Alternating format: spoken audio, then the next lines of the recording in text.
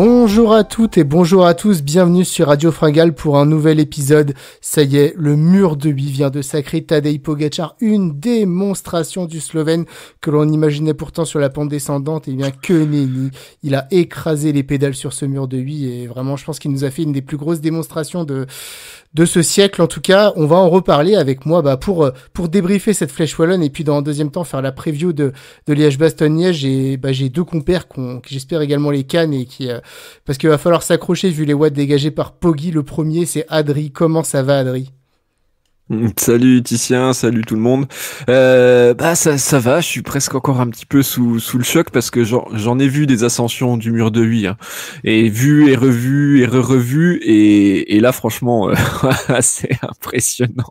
J'ai jamais vu ça d'attaquer comme ça à 500 mètres assis sur la selle dans les passages les plus difficiles. Je serais très curieux de savoir le nombre de watts qui était développé. Là, ça doit faire très très peur. Donc voilà, Pogačar intouchable. On en reparlera avec, je pense, un effort qui lui va bien et des conditions aussi aujourd'hui qui lui vont bien. Tout à fait. Et avec nous, Adri, celui, j'espère, pour qui le lactique est redescendu après cette arrivée ignoble, c'est Simon. Comment ça va, Simon? Salut Ticia, salut Adri, salut tout le monde. En fait, moi, je suis pas encore arrivé parce que ça a été tellement vite. Dans toute la course, voilà, j'arrive vers le mur, mais je vous dirai ça dans quelques minutes. T'es au deuxième passage, toi, c'est ça? Oui, voilà, exactement, je suis en repérage, en fait. D'ailleurs, pour tous ceux qui avaient l'habitude de suivre les courses et qui se disent, bon, ça finit à 17h, 17h30 comme d'habitude en 2025, il faut se régler, hein.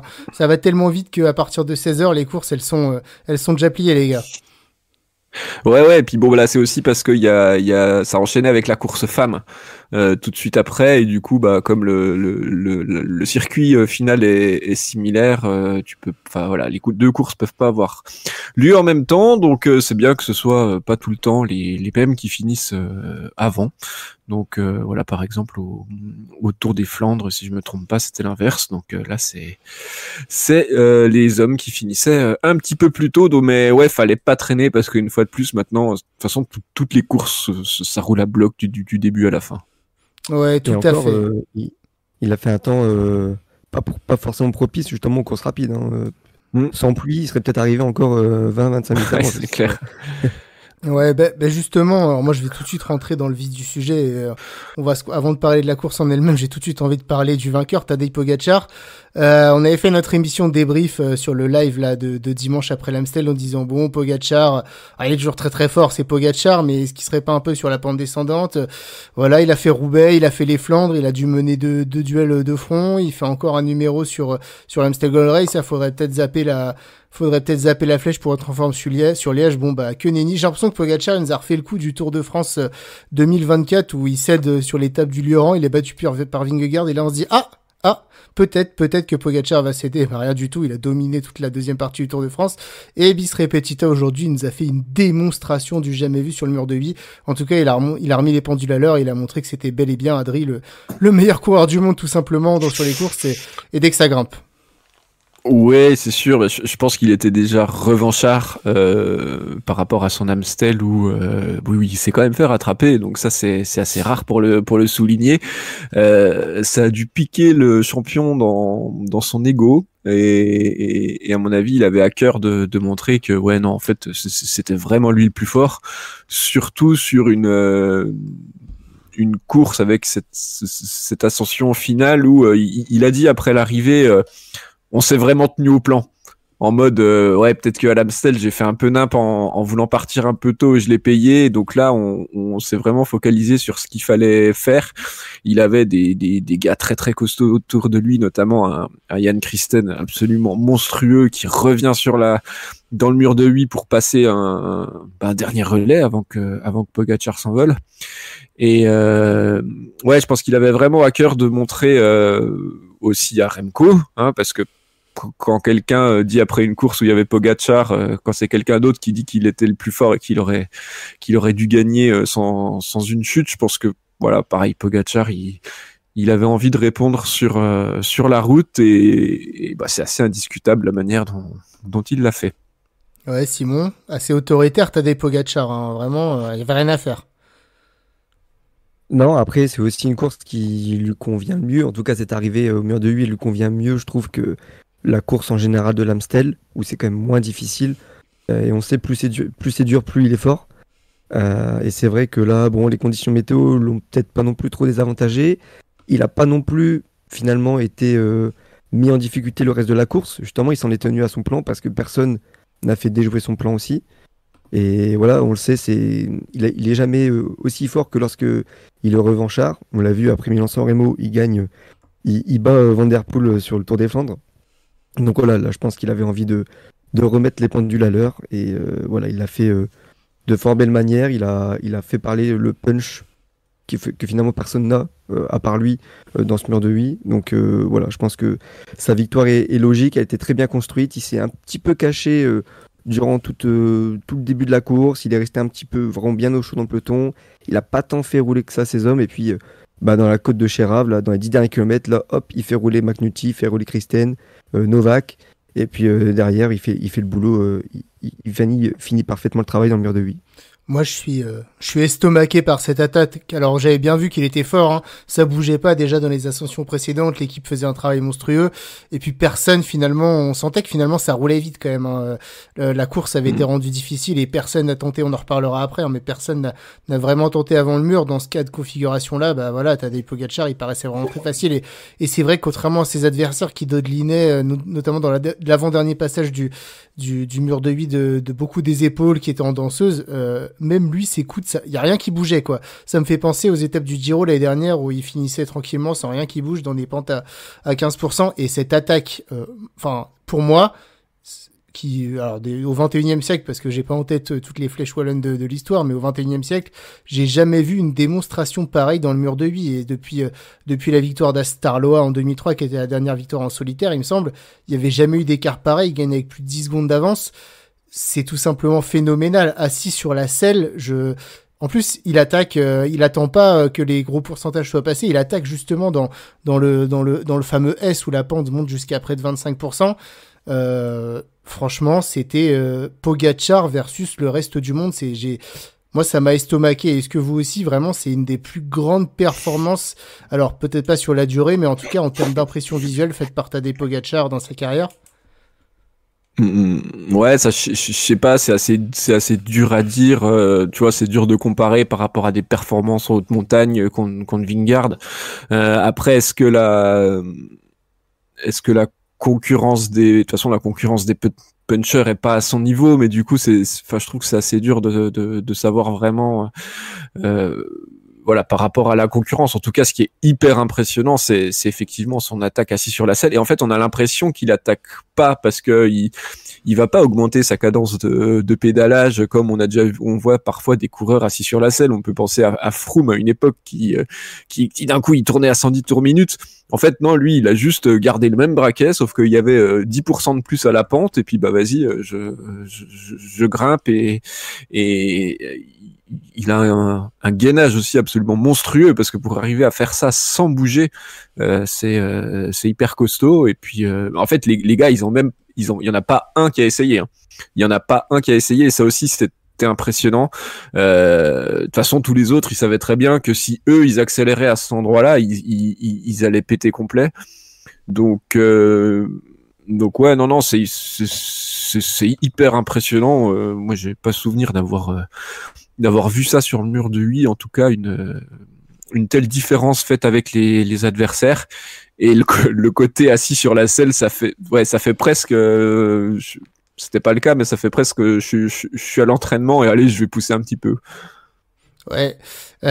Simon, je veux bien ton avis. En fait, on doutait un petit peu avant cette flèche wallonne de se dire est-ce que Tadej Pogačar il ferait le bon choix d'attendre le mur de 8 vu les punchers qu'il y a au départ. Est-ce que tu penses que cette course difficile est rendue extrêmement difficile par les conditions l'a avantagé et il lui a permis finalement de développer ce punch largement supérieur aux autres et que finalement Tadej Pogačar n'est pas le meilleur puncher du monde mais a bénéficié de ces conditions, ou alors tout simplement pour toi ça aurait rien changé qu'il fasse beau et il a montré à tout le monde qu'on peut douter et que même sur 1 kilomètre il y a rien à faire et que c'est bien le meilleur puncher du monde actuellement. Oui, pour moi, la meilleure façon pour lui de gagner, c'est d'attendre le mur de 8 parce que finalement, Là, actuellement, moi, je vois pas tant que ça de mecs capables d'avoir un plus gros punch que lui sur une ascension quand même de plus d'1 kilomètre. Donc pour moi, c'était la meilleure solution. Alors c'est vrai que là, les conditions ont fait que il y a finalement eu quelques surprises. On a notamment Williams, le vainqueur sortant, qui a lâché très vite. Et puis aussi, ça a freiné un peu les ardeurs de tout le monde, hein. Que ce soit les outsiders qui pouvaient peut-être partir un petit peu avant, tenter leur chance. Ils l'ont pas fait parce qu'il faisait pas beau, ils avaient froid, ça allait trop vite. Et pareil, les autres gros favoris dont on parlera après, ils ont rien tenté non plus de plus loin parce qu'ils se sont dit, je suis trop limite et je vais attendre le mur de 8 comme tout le monde. Mais Pogacar, finalement, c'était ce qu'il arrangeait. Donc pour moi, les conditions n'ont pas forcément changé grand-chose. Pour moi, il aurait eu ce plan-là d'attaquer dans le mur de 8, même s'il avait fait un peu plus beau, au vu de ce qui s'était passé à l'Amstel, où justement il n'avait pas trop suivi le plan. Là, il a retenu la leçon, il s'est dit, d'habitude, on fait comme ça, et bien là, on va faire comme ça aussi cette année, parce que je vois personne qui peut me battre, et aujourd'hui, c'était le cas. On l'a vu, il finit largement devant tout le monde, donc le plan était parfait et bien ciselé. Il a eu une bonne équipe autour de lui pour une fois, qui est assez rare pour Pogacar sur les classiques. Donc voilà, c'est la course parfaite. Là où il avait plutôt mal joué sur l'Amstel, là je pense qu'il a joué parfaitement le coup sur la flèche. Ouais, tout à fait. Justement, moi j'ai envie de parler de cette course dans sa globalité. On a annoncé, hein, on l'avait dit, et on n'était pas les seuls, je pense, que on pourrait assister à une flèche un peu différente des autres années, avec une course plus débridée, avec certains coureurs qui savent qu'ils ont très peu de chance au pied du mur de 8 et qui pourraient pourquoi pas anticiper, rendre la course difficile. Et voilà, il y avait cette côte des rêves, cette côte de Chérave et même cet avant-dernier passage du mur de 8. Finalement, on voit qu'il s'est pas passé grand chose. Est-ce que c'était parce que personne ne pouvait, Adri, tu penses, ou est-ce que c'est parce que finalement, il y en a qui ont fait une certaine erreur tactique et ils ont cru en leur chance et finalement c'était pas possible? Non, je pense que c'est ce qu'on disait tout à l'heure, ça a roulé très très vite et en fait l'équipe d'Evenepoel a vraiment mis un gros tempo sur allez, on va dire dans les 50 derniers kilomètres. On avait vraiment la Soudal Quick-Step qui roulait très fort. Alors c'était dans le but premier, c'est d'user tout le monde parce qu'on sait qu'Evenepoel il est bon dans les courses qui sont difficiles, qui sont longues et qui sont exigeantes. Il faut rappeler aussi que la Flèche Wallonne c'est entre guillemets que 205 km. On n'est pas sur un monument, on n'est pas sur ce qu'on aura dimanche à Liège-Bastogne-Liège où on est à plus de 250. Donc voilà, ça fait moins de 5 heures en termes de temps de course. Donc il faut arriver à user les adversaires et Evenepoel il a besoin de ça, surtout sur une arrivée, le mur de 8 et on l'a vu encore aujourd'hui, c'est pas ce qui lui correspond le plus, en tout cas à son profil. Donc lui il avait tout intérêt à user. Alors est-ce qu'il aurait fallu que lui il attaque plus tôt? Peut-être quand on regarde comment ça s'est passé. En tout cas je pense que les autres coureurs n'avait clairement pas intérêt à attaquer, déjà parce que ça roulait très très vite, donc t'attaques, je pense que dans l'avant-dernier passage du mur de 8 c'était trop tôt, parce qu'après il y a quand même un bon bout de plat, il faut s'organiser, on a vu qu'il y avait du vent aussi, donc si t'es tout seul, si t'as pas un gros groupe, ça me semble compliqué, et après ça roulait beaucoup trop vite dans le final, et il y a aussi le fait qu'il y avait quand même beaucoup d'outsiders sur cette course. On parlait de Pogacar et Evenepoel, les deux grands favoris. Mais après, dans la course au podium, franchement, il y avait 15-20 noms, presque, qui des gars qui avaient leur chance. Et finalement, je pense qu'eux, ils se sont un peu tous dit, il y a quand même une belle place à aller chercher. Et pour le coup, si j'attaque dans Chérave, je vais faire 30e et c'est dommage. Donc voilà, après la Flèche Wallonne, ça reste une course où il faut pas anticiper, je pense. Et on le voit sur les dernières années, c'est comme ça que ça se gagne, c'est la particularité de cette course, et du coup moi je suis assez content que ça l'ait encore fait cette année et que ça soit resté comme ça. C'est autant si toutes les courses étaient comme ça toute l'année, ce serait un peu long, mais voilà, c'est la particularité de la Flèche Wallonne, attendre le mur de 8 et être bon sur un effort de quelques minutes. Ouais, Simon, pour toi, Remco, il fait pas d'erreur dans sa manière de courir. il aurait pas dû tenter finalement. Il savait que ce serait difficile pour lui de matcher avec les meilleurs punchers au pied d'un mur de 8, dont notamment Tadej Pogačar. Lui, on sait que notamment là où il brille sur l'Amstel, c'est pas sur une accélération sur 2, mais c'est sur la 3e où lui, il a encore le moyen de mettre des watts, tandis que ses adversaires, ils doivent récupérer. Là, il a plutôt pas joué sur ses qualités d'endurance. Il y avait rien d'autre à faire de toute façon, ou pour toi, il aurait pu jouer une autre stratégie? Alors, mon avis n'engage que moi, mais moi je trouve que la stratégie du jour, elle est lunaire. Tu fais rouler tes coéquipiers quasiment toute la course. Il est deuxième, vraiment derrière le mec qui roule, il est deuxième. Donc c'est-à-dire qu'il prend quand même un petit peu de vent. Après, c'est des détails, hein. Il met pas son KW, enfin il enlève son KW, sa protection très tôt. Donc est-ce que, mine de rien, est-ce qu'il a pas pris un mini coup de froid pour la fin de course? Enfin, j'ai l'impression que en fait, il a couru comme un patron, en faisant rouler ses hommes, en étant devant Pogačar, alors que Pogačar, d'habitude, il a l'habitude vraiment d'être dans les toutes premières positions. Donc il a couru en mode, c'est moi le grand favori. En tout cas, c'est comme ça que je l'ai perçu. Et au final, il tente rien. Et je me dis, mais en fait, à quoi ça sert d'avoir fait ça, quoi? Autant laisser rouler les hommes de Pogačar ou laisser rouler quelqu'un d'autre. Peut-être que si lui n'avait pas roulé, ça aurait peut-être permis à d'autres coureurs de tenter leur chance de plus loin.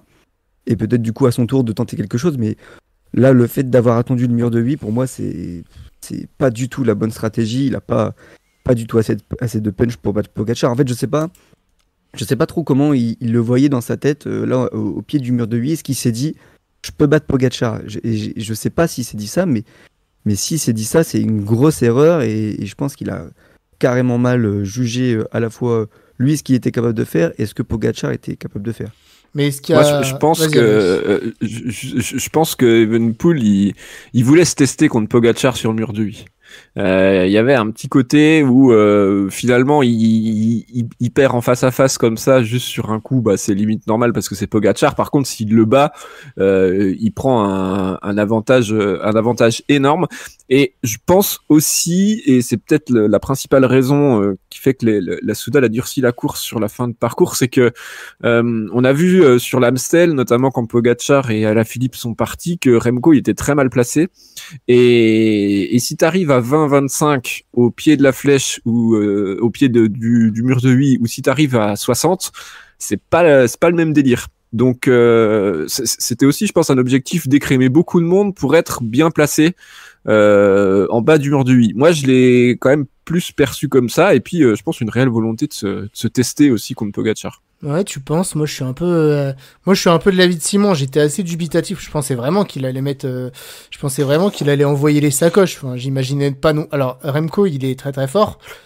Pour autant, j'imaginais quand même pas pouvoir taper Tadej Pogačar sur une course de côte. On l'a bien vu, hein, que ce soit sur la Brabançonne. Il y a que lui qui y croyait. Il y a que lui, mais on voit bien sur la Brabançonne et sur l'Amstel, la Brabançonne il gagne parce que tout simplement à chaque fois dans les monts, c'est pas le plus fort, mais par contre sur 50 km à laminer ses adversaires, et ben finalement à la fin ils sont cuits et lui il gagne sur ses capacités d'endurance. Idem sur l'Amstel Gold Race où on voit bien Pogačar, il part, il a cette accélération, Remco il suit pas, ensuite Remco il met 1, 2, 3 attaques. Il fait mal à tout le monde, c'est sûr, mais pour autant, ça suffit pas pour lâcher ses adversaires parce que il a bien progressé, il a maintenant un bon sprint, un bon punch, mais derrière, face aux meilleurs punchers du monde, ça suffit pas. Et au bout de la 4e attaque, derrière, quand tout le monde a besoin de souffler, c'est là que Remco part, et derrière, sur le plat, sur ses capacités d'endurance, etc., quand tout le monde a, sur une course lancée de loin, quand tout le monde a un peu besoin de souffler et un peu à bout, lui, il a cette capacité à toujours savoir relancer, etc. Là, le mur de 8, alors certes, les équipiers, ils ont roulé, ils étaient quand même encore 40 au pied de la côte de même 60 au pied de la côte de Chérave et encore 30 au pied du mur de 8. Donc l'écrémage a eu lieu. Pour autant, c'est pas une course qui a été complètement folle de bout en bout. Donc je pense par exemple à Remco sur une course comme l'an dernier qui part dès l'avant-dernier passage du mur de 8, bah là il aurait eu beaucoup de chance, mais ça m'étonne quand même de sa part qu'il ait voulu taper Pogačar en face à face comme ça sur des qualités de punch pur, là où il revient sur le Slovène la semaine dernière sur vraiment une course, des capacités d'endurance et de gestion de course. Donc je me demande si par rapport au fait qu'il ait réussi à revenir sur Pogačar la semaine dernière et qu'il ait battu Van Aert au sprint, qu'il soit bien revenu, etc., il n'y a pas eu un petit excès de confiance du côté de Remco. Je sais pas ce que vous en pensez. Oui, moi je pense que c'est ça. C'est aussi pour ça qu'il se disait qu'il avait sûrement ses chances contre les meilleurs punchers du monde dans le mur de huy. Après, je suis d'accord avec ce que tu décris. Hein. Remco, comment il gagne ses courses, c'est pas en attendant la dernière bosse dans le dernier kilomètre. Hein. En général, de toute façon, voilà, c'est exactement ce que t'as dit. Donc ouais, je pense qu'il y avait un petit excès de confiance. Mais après, la Flèche Wallonne reste une course particulière et et ça sera pas le même délire dimanche, on en reparlera. Non, mais en fait, le pire, c'est que là, il fait 9, je crois. Donc, ça veut dire quand même que. Huitième, Peut-être ouais. qu'il a pris, Non, neuvième, qu'il a t'as pris raison. un coup sur le casque quand il a vu vraiment qu'il ne pouvait pas du tout suivre. Mais ça veut dire quand même qu'il est très loin de Pogacar sur le mur de huy. Il est même derrière beaucoup d'autres coureurs au final. Donc, c'est pour ça que moi, la stratégie, au final, après coup, c'est sûr que c'est plus facile de le dire après coup. Mais c'est vrai que là, quand on regarde le résultat final. Plutôt que de faire 9e en ayant attendu le mur de huy, est-ce qu'il n'aurait pas fallu tenter le tout pour le tout, quitte à finir 25e, mais au moins tenter vraiment quelque chose pour mettre en difficulté Pogacar, peut-être pour voir si justement Pogacar il avait encore du jus, parce qu'on a vu que c'était peut-être un peu limite sur l'Amstel. Là finalement Pogacar il a pu se reposer entre guillemets dans le peloton toute la course.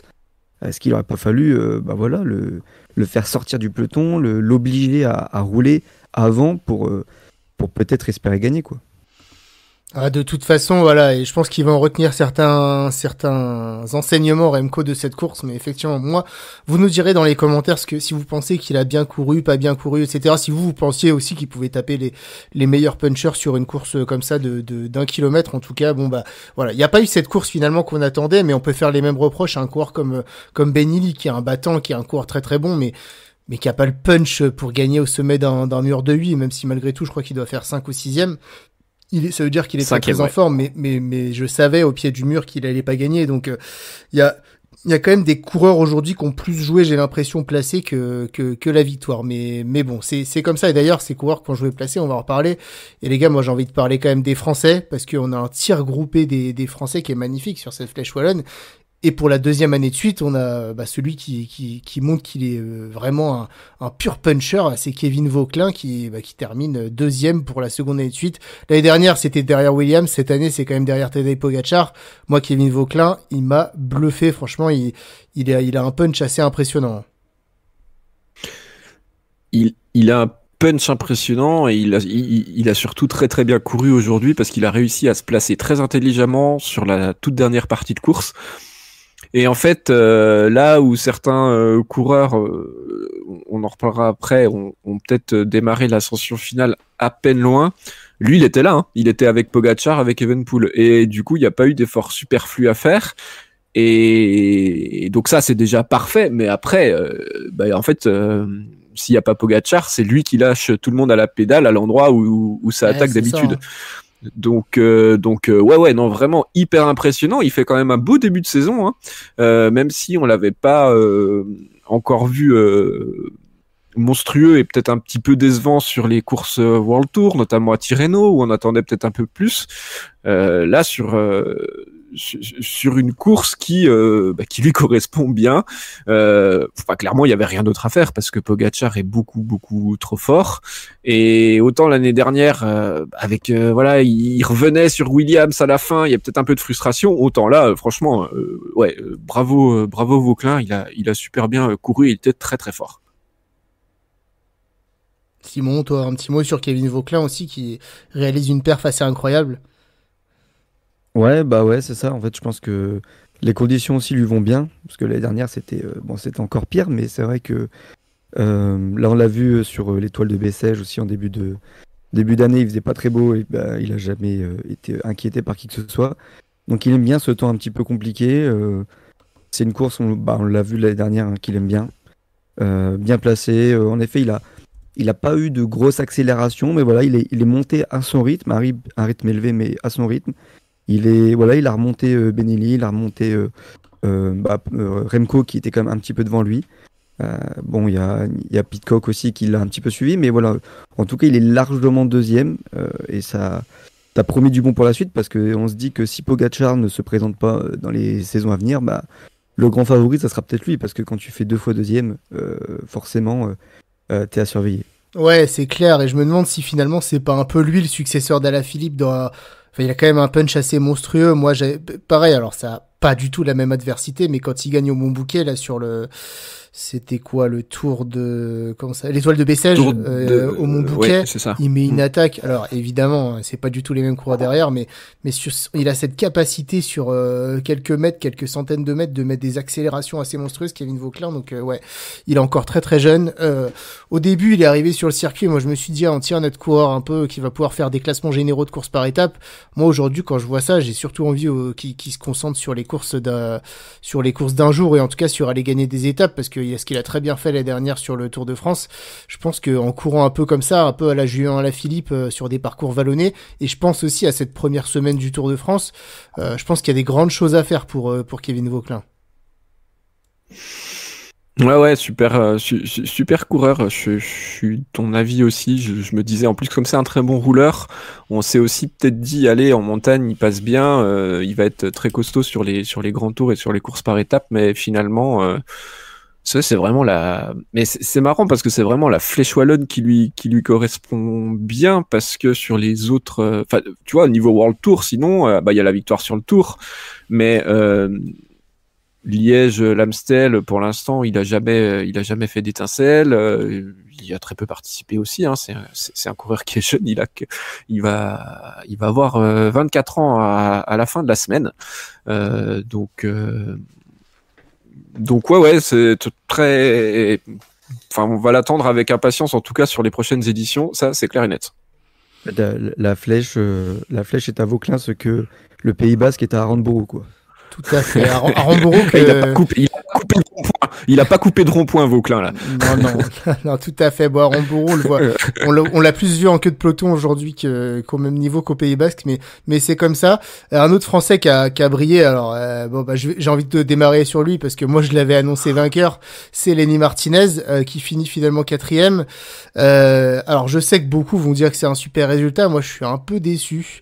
Je pensais qu'il ferait mieux. Enfin, il y avait rien à faire contre ce Pogačar, hein. Évidemment, je m'attendais pas non plus à une telle démonstration de Pogačar, mais pour moi, ça lui va vraiment comme un gant. La manière dont il avait gagné sur Paris-Nice, c'était incroyable. Je pense vraiment que j'ai toujours dit que c'est un crack, Lenny Martinez, et que, enfin voilà, moi je le voyais vraiment gagner cette flèche wallonne, mais ça reste un bon résultat. Je trouve quand même qu'il a un peu couru bizarrement.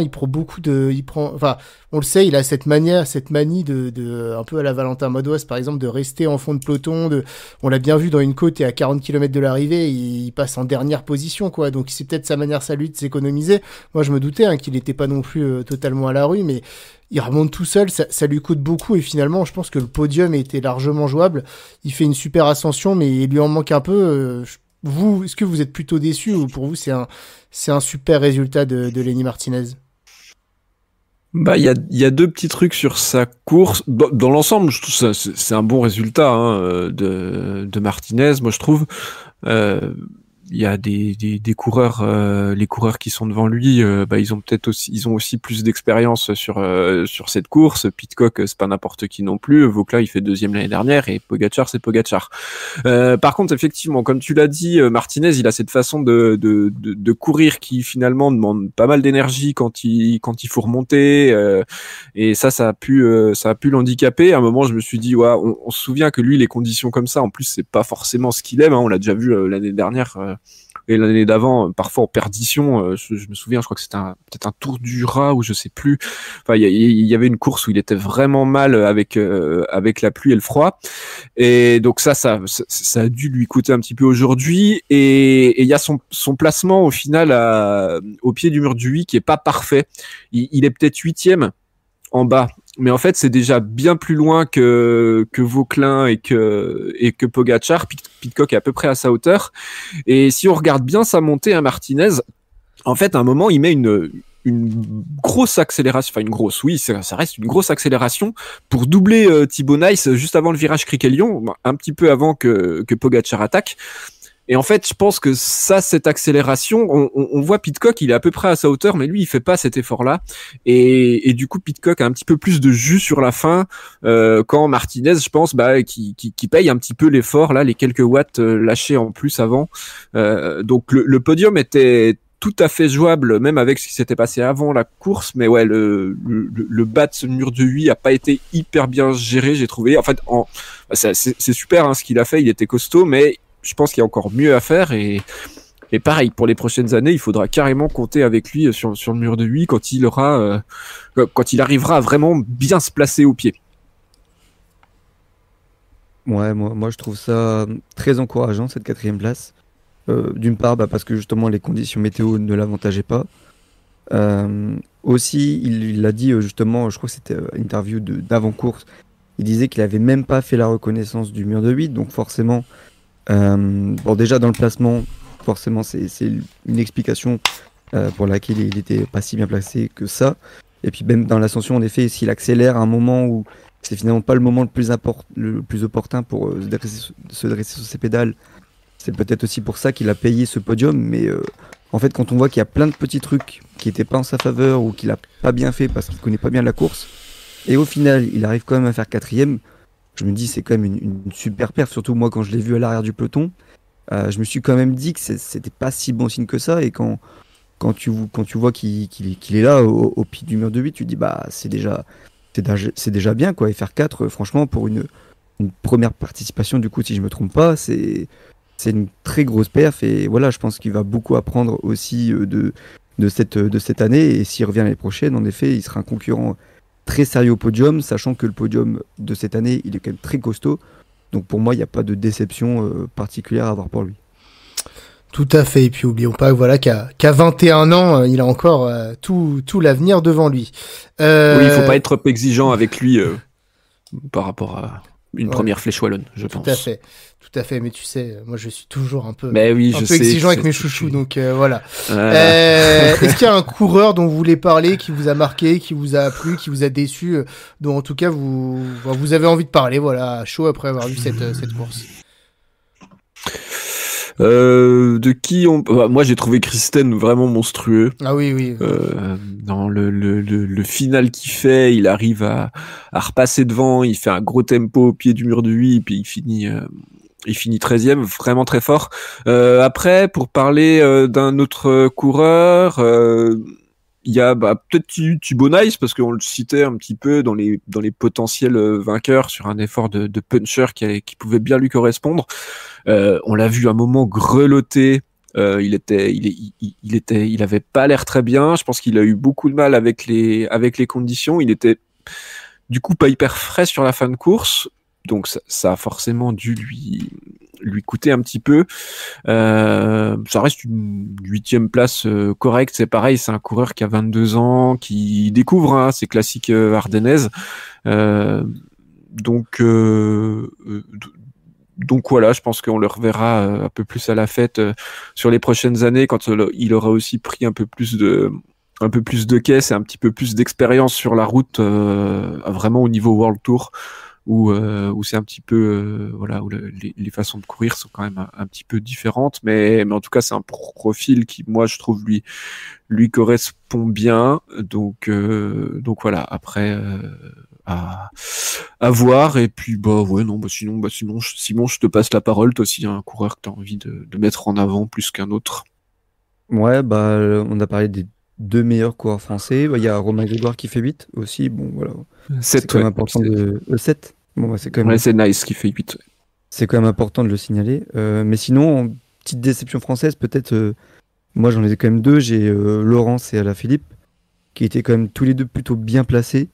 En tout cas, ils étaient dans le coup pour le début de l'ascension. Et puis finalement, les deux ils terminent 20e et 22e, quoi. Donc, bon, pour Laurence, on se disait, bon, ça peut être une arrivée un peu dure pour lui, mais ça reste un garçon qui progresse quand même plutôt bien ces derniers mois. Il fait un bon début de saison correct, on va dire, avec Ineos. Donc voilà, j'attendais peut-être un petit peu mieux. Puis Alaphilippe, bon, on va dire que c'est quand même la confirmation finale, ultime, que le grand Alaphilippe est mort, quoi. Parce que quand tu as gagné 3 fois la flèche et que tu fais 22e alors que tu étais dans le coup au pied, voilà, tu te dis qu'il est très très loin, surtout qu'aujourd'hui il n'a pas tenté un coup à 40 km un peu comme ça, n'importe comment. Donc en étant resté au chaud, terminer aussi loin, malheureusement, c'est un peu dur à voir, quoi.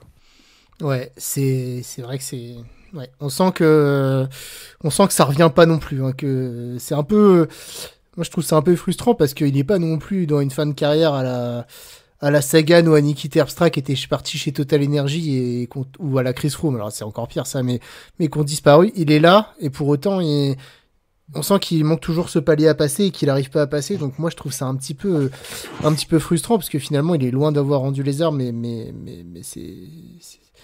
il est vite has-been maintenant en fait par rapport à toute cette génération qu'on a, donc c'est un peu dur à voir je trouve. Et à moi il y a deux coureurs il y a un coureur qui m'a déçu, c'est Lennart Van Etvelt quand même, 41e, lui le grimpeur puncher de la Lotto, là qui fait un début de saison je trouve assez mitigé, un coup ça va, un coup ça va pas. Aujourd'hui ça allait pas du tout, donc j'espère quand même qu'il va se réveiller un petit peu pour la Liège dimanche. Et alors moi il y a un collectif qui continue de me décevoir quand même, c'est le collectif de la Red Bull Bora.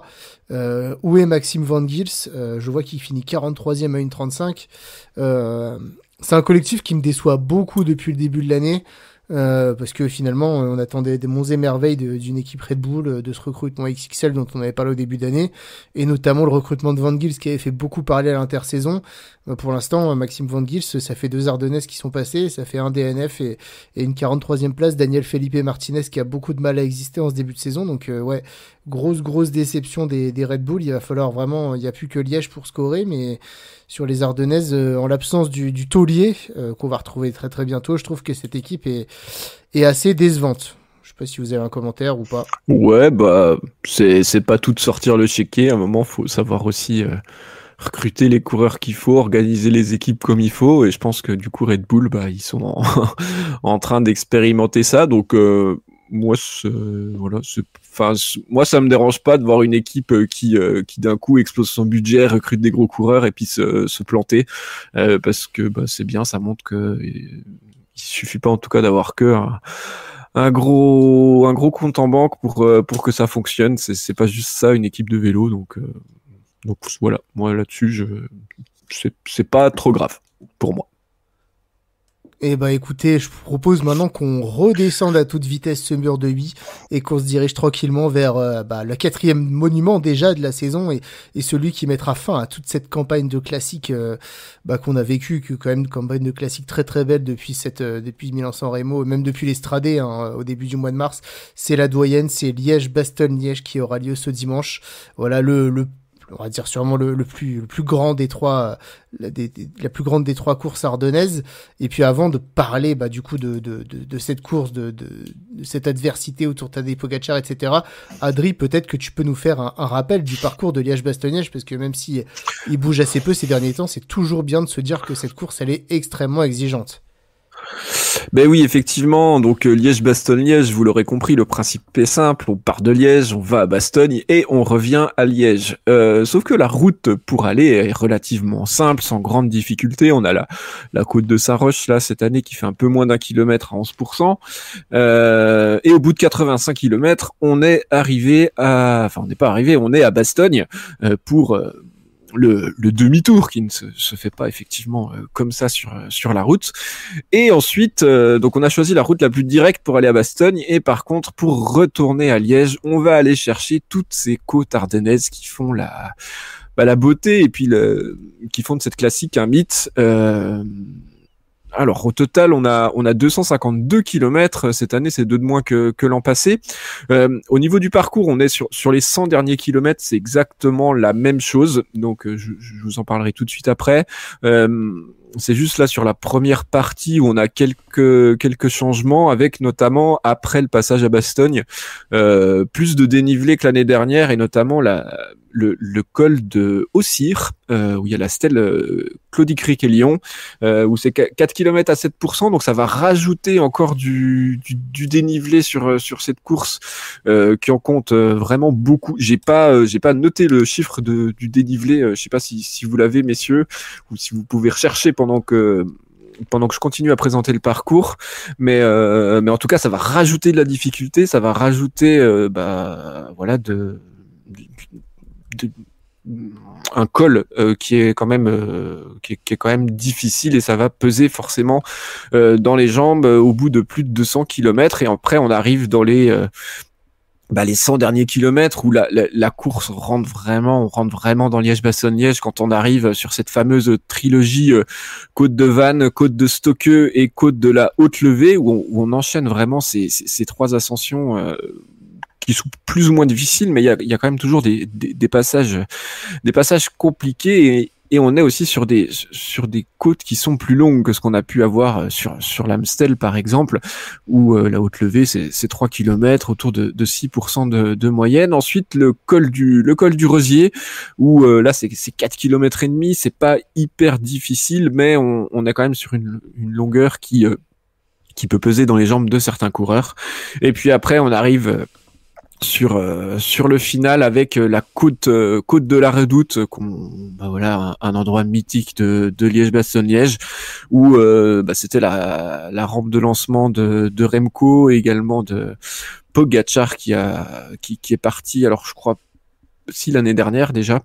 En tout cas c'est vraiment une côte à une quarantaine de kilomètres de l'arrivée, là même un petit peu moins, qui permettent vraiment de lancer le final de cette course. Et après on file vers Liège en passant par la côte de Cornemont, la côte des Forges et puis la côte de la Roche-au-Faucon qui sera le dernier juge de paix, on va dire, avant d'entamer une redescente sur Liège d'une dizaine de kilomètres. Donc un parcours exactement le même que l'année dernière dans son final et avec cette arrivée à laquelle on est habitué depuis 2019 et le changement de parcours en ville à Liège.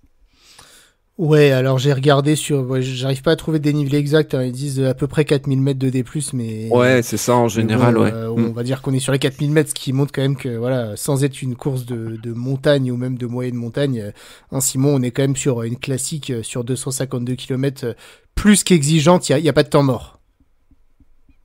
Ouais, c'est pour ça que c'est aussi cette course-là parmi les 3 Ardennaises qui est le monument, parce que c'est sûrement la plus difficile à la fois en termes de longueur, en termes de répétition des efforts difficiles, et surtout quand on voit le parcours, on sait que on voit à la fin, ça monte, ça descend, quoi. Il n'y a pas une partie de plat, et c'est ça qui la rend très difficile parce qu'il n'y a aucun moment où on peut récupérer, parce que même si on grimpe et qu'il y a une petite descente, la descente elle dure 1 minute et puis derrière c'est reparti. Donc oui, c'est une course extrêmement exigeante et il faut être forcément extrêmement fort pour la gagner.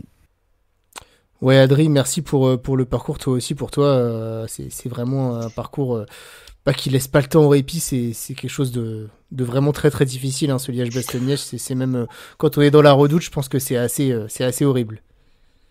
Ouais, c'est ça, c'est hyper exigeant parce que de toute façon, il y a qu'à regarder le profil, hein.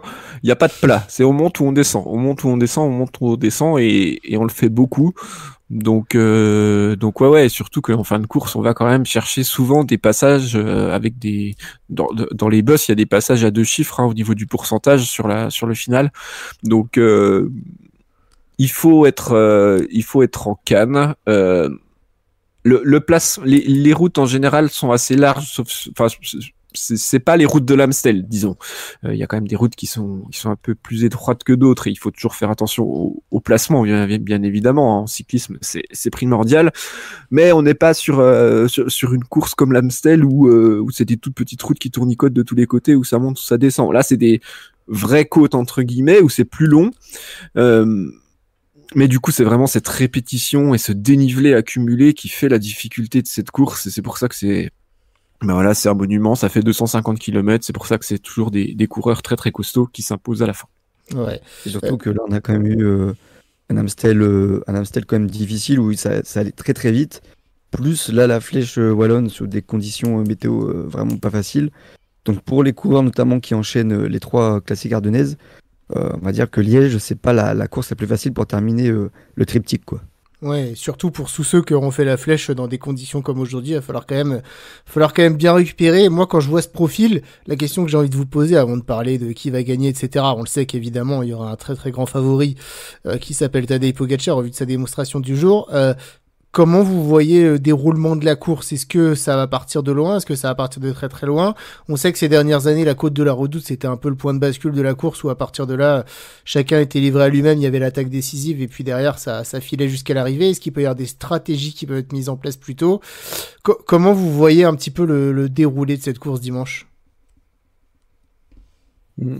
Ouais, sur les dernières années, on a toujours vu l'équipe du favori qui roule, et puis on attaque dans la Redoute. Il n'y avait pas forcément de tactique mise en place où on rattrapait l'échappée au fur et à mesure.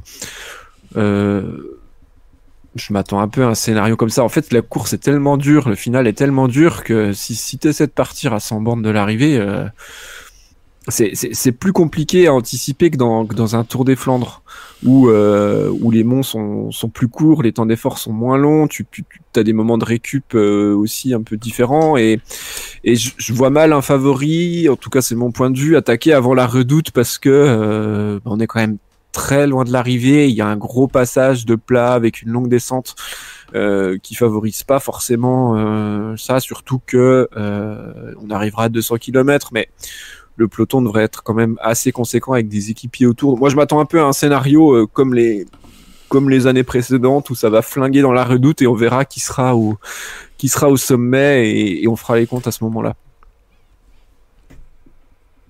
Ouais, moi je vois un peu le même scénario aussi. En fait, j'ai l'impression qu'UAE va essayer de durcir très rapidement la course. À partir du moment où ça va commencer vraiment à monter, descendre, ils vont prendre le lead, et on l'a vu aujourd'hui, même si c'était pas UAE, la Soudal a empêché quasiment toutes les attaques parce que ça roulait, même si ça roulait pas non plus à bloc, ça roulait trop fort pour attaquer et pour vraiment creuser un écart, et je pense qu'à Liège, enfin sur ce parcours, ça va être à peu près la même chose.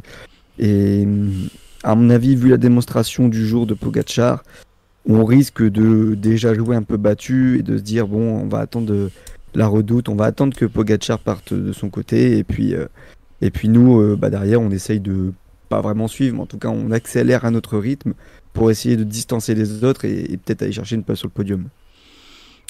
Ouais, c'est vrai que Tadej Pogačar, j'ai l'impression qu'il a refroidi un peu beaucoup de monde quand même aujourd'hui, hein, avec sa démonstration, parce que voilà, et on est quand même une Amstel assez disputée, qui a laissé place à beaucoup d'espoir. Alors, c'est pas l'envie que Tadej Pogačar perde, mais c'est plus l'envie d'avoir une course plutôt on va dire débridée, et où on sait pas qui gagne d'avance. Là, c'est clair qu'il va s'avancer avec le costume de hyper grand favori, et forcément, moi, quand je pense à celui qui peut essayer de jouer avec lui, forcément, je pense à Remco Evenepoel sur une course qui a déjà gagné.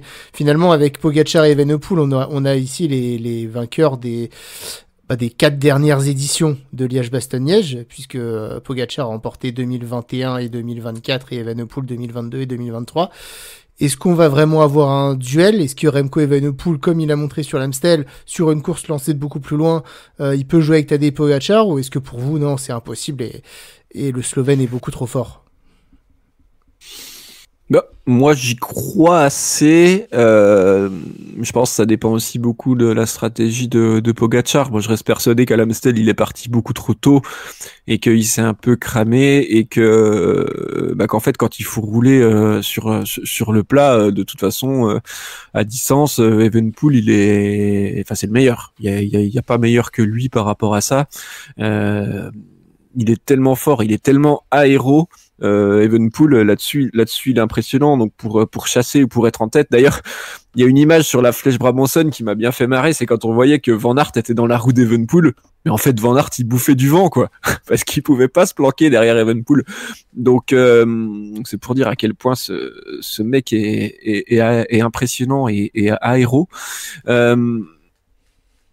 Après, je pense quand même que Pogačar, de ce qu'il a montré là et de ce qu'on a vu aussi sur d'autres efforts similaires dans d'autres courses et quand ils sont opposés, il est quand même supérieur à Evenepoel dans les ascensions, quand il faut attaquer, quand il y a du pourcentage important.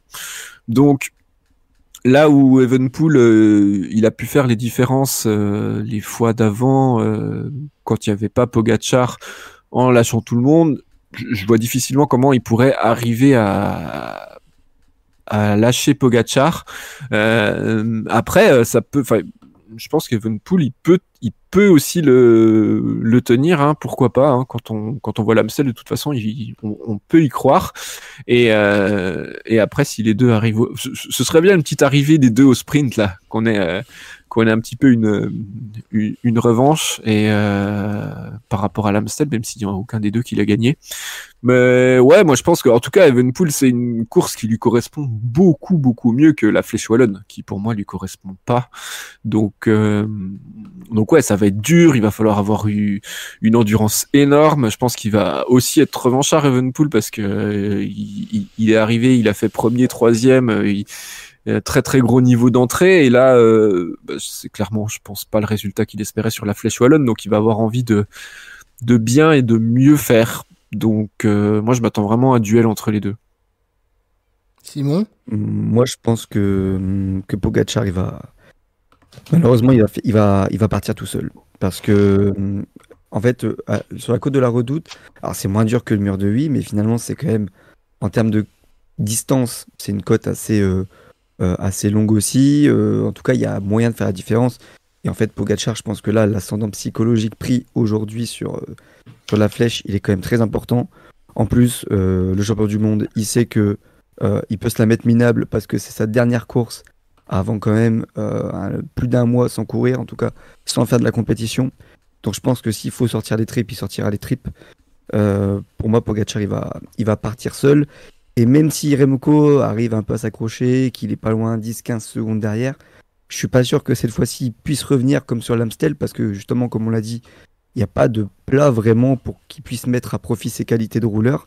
Parce que ça descend, et en descente, Pogačar est pas foncièrement moins bon que Evenepoel, à mon sens.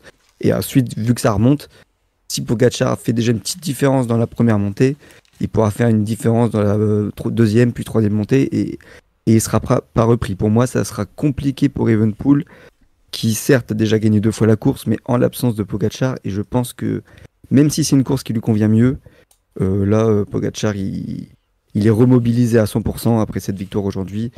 Et c'est un monument, on sait qu'il veut battre tous les records. Il veut dépasser Mathieu Van Der Poel dans ce duel un peu à distance.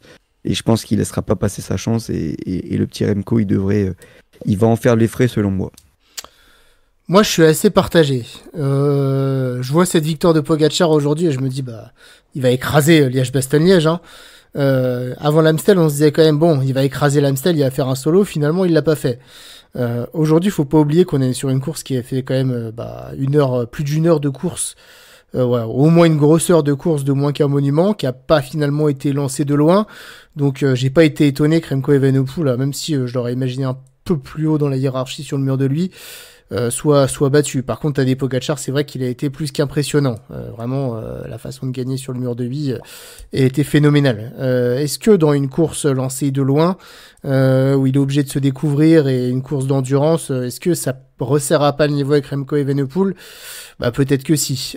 Donc en fait, moi je suis partagé, puisque oui, Pogačar est le grand favori, c'est sûr. Pogačar a encore montré qu'il était impressionnant, mais la course de dimanche dernier m'a fait un peu douter, mine de rien. Voilà, il a pas gagné. Donc voilà. Là où, mine de rien, pour Evenepoel, j'ai des signes qui peuvent être inquiétants.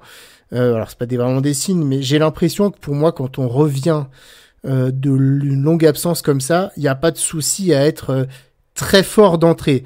Voilà, il a fait le boulot, il a les watts, il s'est bien entraîné. Il y a pas de souci pour Remco, il a la fraîcheur, etc.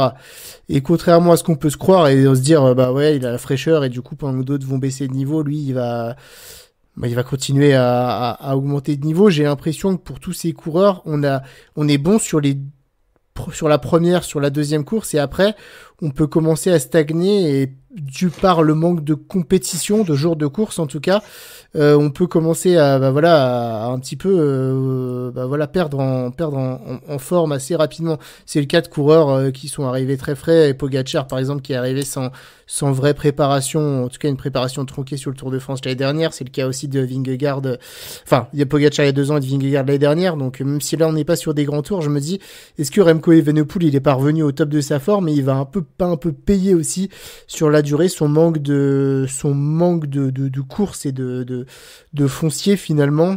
Je sais pas, j'ai un petit doute là-dessus, donc je sais pas ce que vous en pensez vous, mais d'un côté j'ai envie d'y croire parce que on a eu des signes encourageants sur l'Amstel qu'il pourrait y avoir une course serrée, et d'un autre côté la démonstration de Pogačar et la potentiel manque de course dans les jambes de Remco. Alors encore une fois entre guillemets, hein, comme Remco c'est le seul que je vois potentiellement rivaliser avec Pogačar, ça m'incite un peu à la prudence. Ouais, c'est intéressant comme point de vue et comme explication par rapport au retour des compétitions. On verra. Je sais pas trop quoi dire de plus par rapport à ça. Je pense que voilà, en tout cas, les deux sont dans des physionomies de saison très différentes. Donc ouais, on va voir. Il enchaînera tout de suite après avec le Tour de Romandie. Remco aussi. Bon, je pense pas que ça lui trotte dans la tête quand il sera sur les routes de Liège. Mais ouais, effectivement, il a besoin de reprendre, de remettre des dossards et de retourner à la baston sur les courses, c'est clair. Dans tous les cas, s'il y en a bien un qui peut empêcher Pogačar de gagner, ça sera Evenepoel. Donc voilà, à voir s'il en est capable.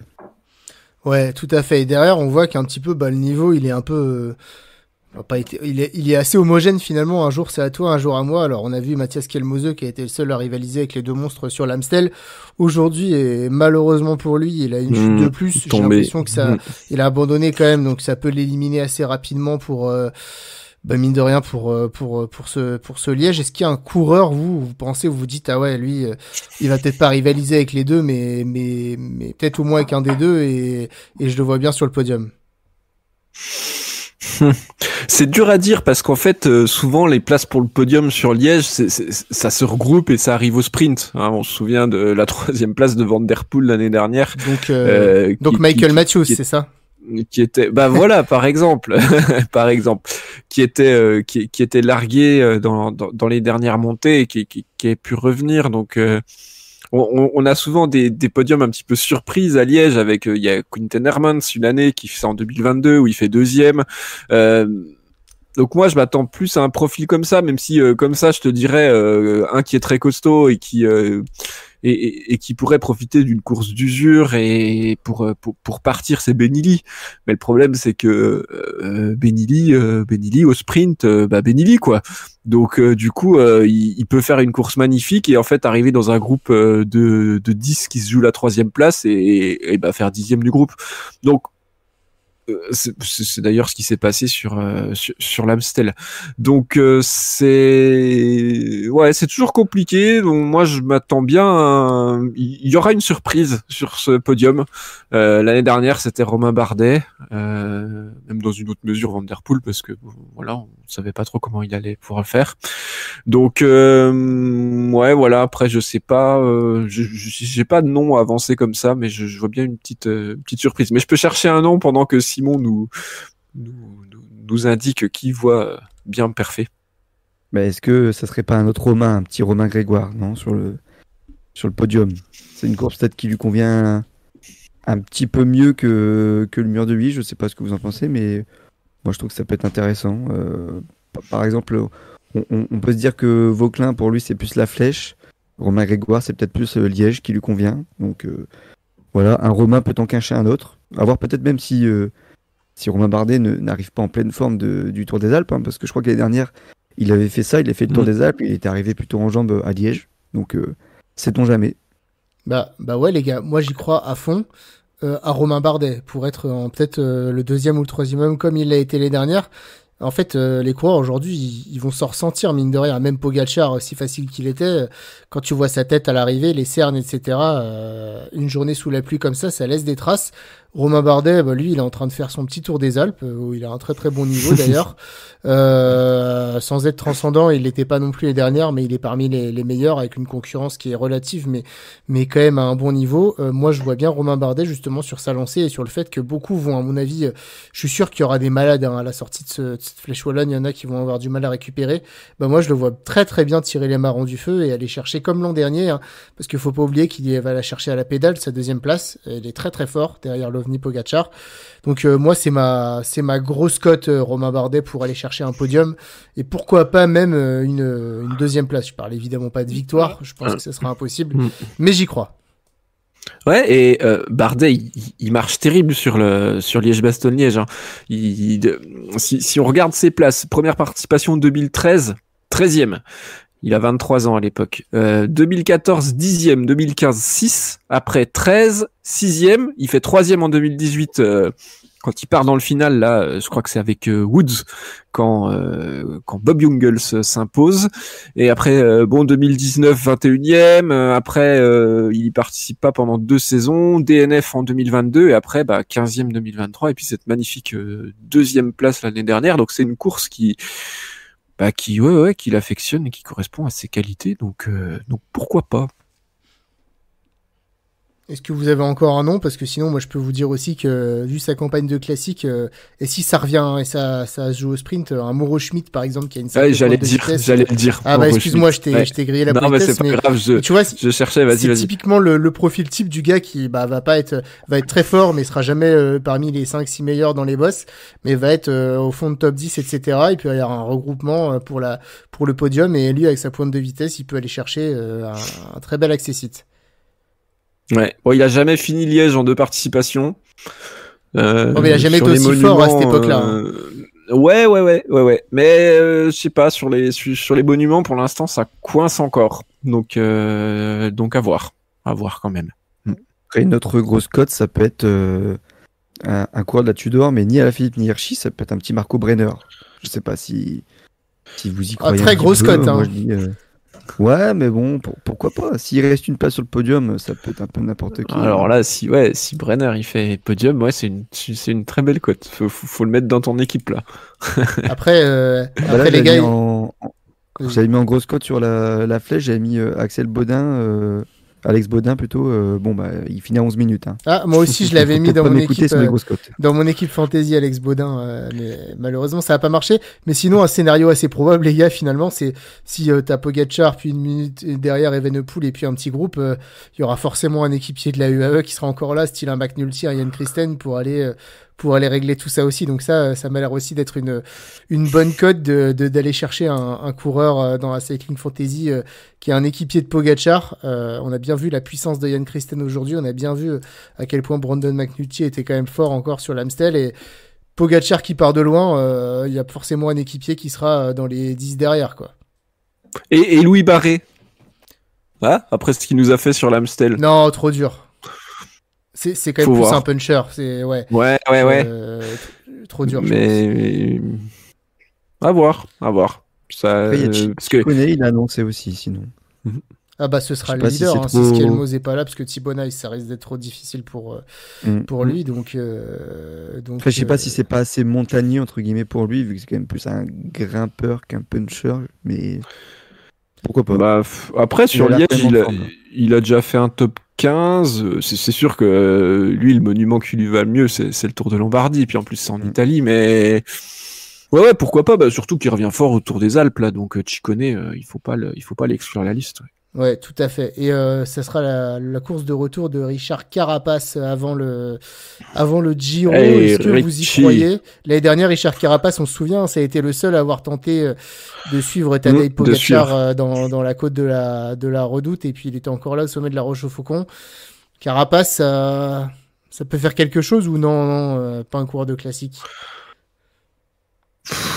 On peut s'attendre à tout avec Carapace. C'est vrai. Franchement, c'est tellement des fois où tu crois pas, tu te dis ça va être trop compliqué, il te sort une perf, t'as pas trop compris d'où il sort la perf. Après je sais pas trop pourquoi il vient faire cette course alors qu'il va aller sur le Giro en mai, mais pourquoi pas, quoi. J'ai pas l'impression qu'il y ait une grande logique dans son calendrier, en tout cas depuis le début de l'année. Il a fait un gros bloc de course au mois de mars. Après repos, alors peut-être pour refaire il voulait peut-être pas aller faire le Tour de Romandie qui était trop proche du Giro, ou pas aller au Tour des Alpes et puis du coup faire Liège-Bastogne-Liège. Donc je sais pas, mais faut pas l'exclure, faut pas s'attendre non plus à ce qu'il fasse péter tout le monde, je pense. Non, Mais bah on, après, on l'a souvent vu offensif sur cette course, en tout cas, quand il l'a fait. ouais, en fait, il est souvent offensif, mais ça marche jamais. En fait, les numéros qu'il fait, c'est souvent sur les courses par étapes, sur les grands tours, là où il est plus à l'aise. Mais c'est vrai que sur des classiques comme Liège, je pense que oui, il va peut-être tenter sa chance de loin. Ça va durer 5 km, il va se faire reprendre, ou alors il va retenter de suivre Pogacar en mode au cas où, ou alors je me teste. Et puis bon, bah, il va voir que ça va pas marcher et il va retourner dans le rang. Moi, j'y crois pas trop, Carapaz. Ouais, ça va être compliqué. Et puis, une dernière grosse cote, à mon avis, c'est un coureur de l'équipe Astana pour aller truster un podium. Parce qu'entre les Ulissi, les Velasco, les Champoussin et le retour de Scaroni, ils ont tous des têtes de mecs qui vont réussir à faire. Ils vont être trois dans le top 10. Il y a moyen, s'il y a un regroupement sur Liège, ils vont tous un peu vite au sprint.